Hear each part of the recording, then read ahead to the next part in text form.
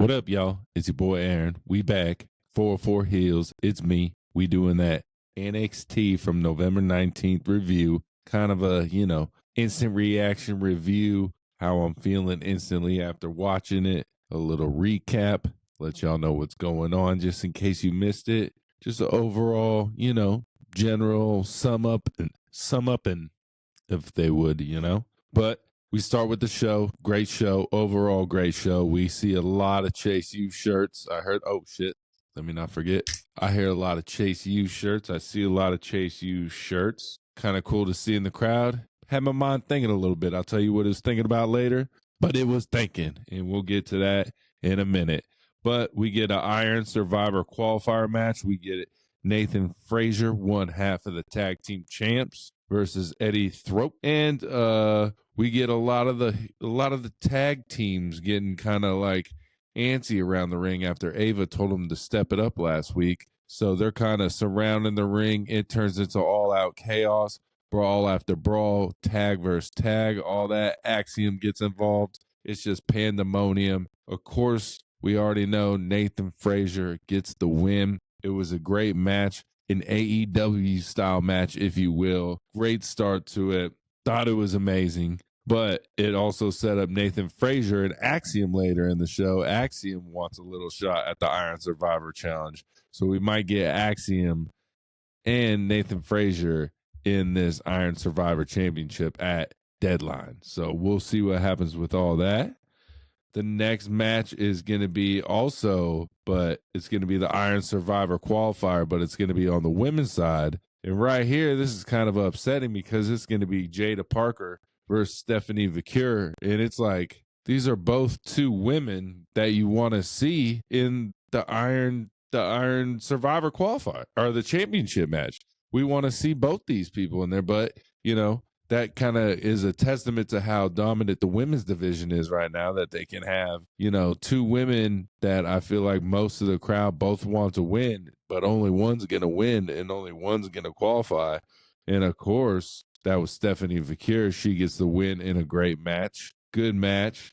The only reason she kind of gets the win is because we get a little Lola Vice kind of coming in, distracting Jada Parker. Stephanie Viqueur is able to hit the super kick. Bang, bang, then her finisher wins. Jada Parker looks like she's going to be another feud with Lola Vice, probably at Deadline. We'll see what happens. But that's what I think where it's going.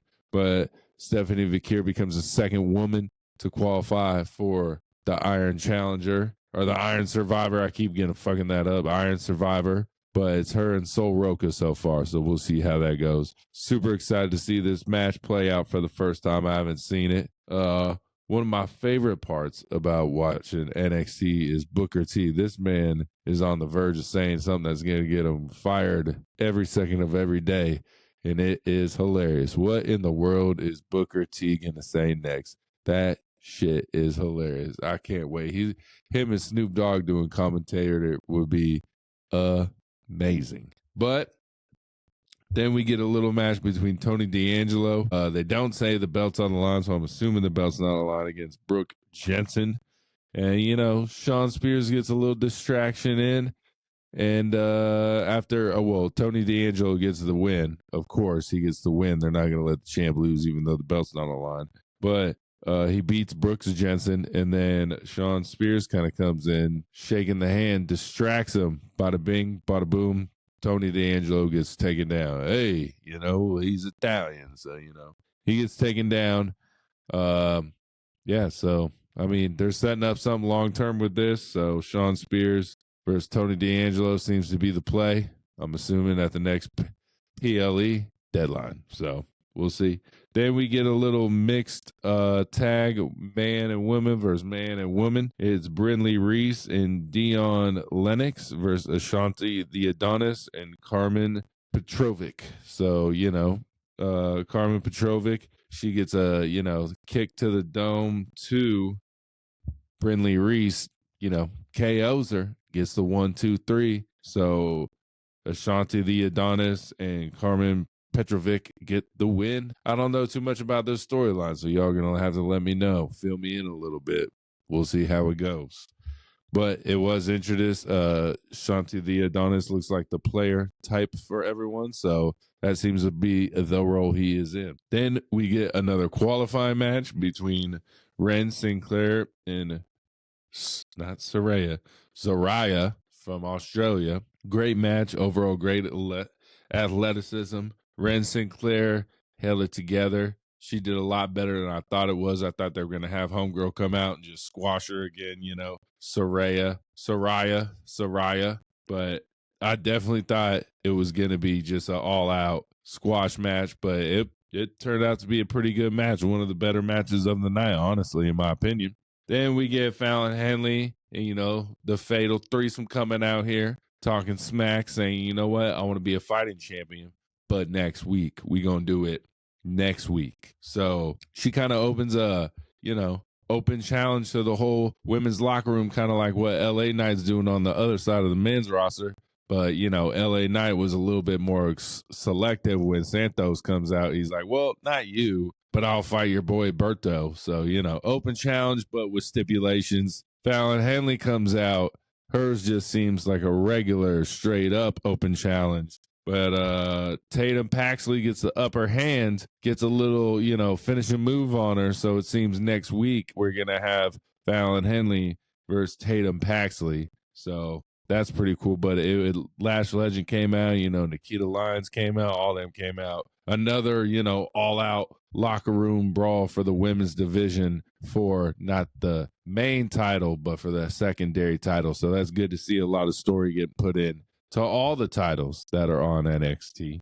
Then we get to the main event with that boy Andre Chase, and who I'm starting to go liking to, Ridge Holland. And when I saw all them Chase U shirts on, I was like, they gotta let Ridge Holland win because it would make him so evil. And that's exactly what happened. He didn't even have to cheat. The good guys were cheating. Chase U was cheating. They didn't want him to win. He took them all out. Well, homeboy took out his own homegirl. He took her out. But, Ridge Holland gets the win, starts laughing instantly when he gets a pin. And it was awesome. So Chase U is no more. Ridge Holland breaks it up, laughing his ass off as he does it.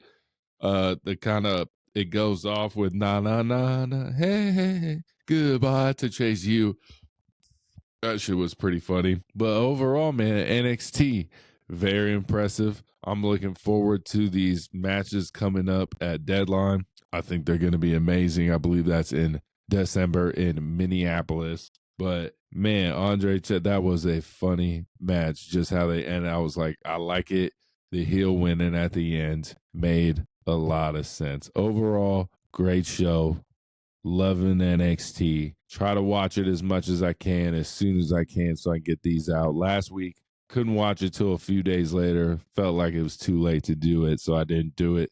This week, watched it night of. That's why we posted it the morning after, y'all. Let me know what y'all think. Like, comment, subscribe. Peace, y'all.